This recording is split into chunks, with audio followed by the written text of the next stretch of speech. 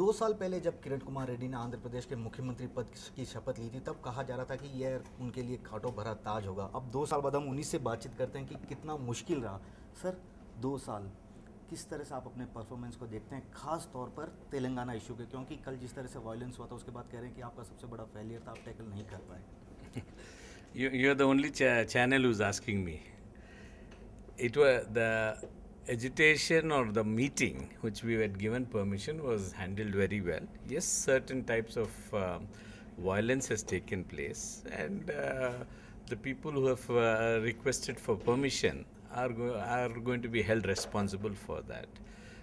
We expect such things when different parties come together for a meeting, and the violence was not as much as expected. So we are taking up the issue. The basic decision does not lie here. So it lies in how the Congress party has to treat it, and how the UPA government, what decision it's going to take. So it is a matter of time. Discussions are going on within the party and outside with the stakeholders. So when the appropriate time comes, a decision will be given. Sir, state के bifurcation issue पर जिस तरह से यहाँ पर आंदोलन हो रहे हैं, जिस तरह से बंद बुलाया जा रहा है, आपको नहीं लगता कि हैदराबाद, खासकर जो ब्रांड इमेज है, हाईटेक सिटी कहलाता है, उसका इमेज खराब हो रहा है इंटरनेशनल लेवल पर? I don't think so. We have got the biggest conferences in Andhra Pradesh are going on now. The COP11 is the biggest conference in independent India, where 193 countries are participating with about 8,000 delegates plus. We have got the World Allergy Conference with about 4,000 doctors from throughout the world coming here in this December. We have got the World Agriculture Congress next October 2013. I don't think the brand image of Hyderabad has spoilt anywhere. Yes, these agitations, it is a setback for business and other things, but we are trying to go ahead in spite of that.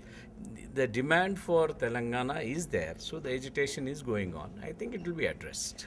लेकिन एक और सवाल बार बार कहा जा रहा है कि जिस तरह से 2 दिन पहले वायलेंस हुआ था, उस वायलेंस के पीछे नक्सलाइट कुछ आ गए थे, माओवादी आए थे, उन्होंने क्रिएट किया। क्या आपको लगता है कि अगर ये इसी तरह छोड़ दिया जाएगा तो ऐसा चांस है कि फिर से कुछ नक्सलाइट मूवमेंट फिर से बढ़ सकता है या वो हाईजेक कर सकते हैं? See, we have got a very efficient and competent police force here. You see, Naxalism is not a new problem for us. We are dealing with it from the last 40 years. And we have been successful in dealing with it and trying to. We don't treat Naxalism as a law and order problem. We have treated it as a socio-economic problem and overall development of the villages and the people who want to join that. We have been doing that continuously. And that is the reason it has gone down tremendously. And I don't foresee anything of that. Yes, maybe some people might have participated. That is what the police has said. But it does not make any difference to us. And we are in a position to control any type of violence in this state. Sir, last 2 questions, sir. FDI पे आपकी government का क्या रुख है? आप चाहेंगे कि सबसे पहले FDI का जो रिटेल शॉप है वो हैदराबाद में आए या आंध्रा में कहीं आए? क्योंकि इसको लेके काफ़ी अपोज हो रहा है. I don't think so. We are supporting it in this state.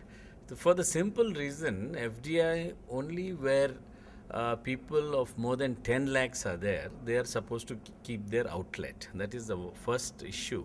Second is they are supposed to get in about 500 crores for infrastructure development for each outlet or each center.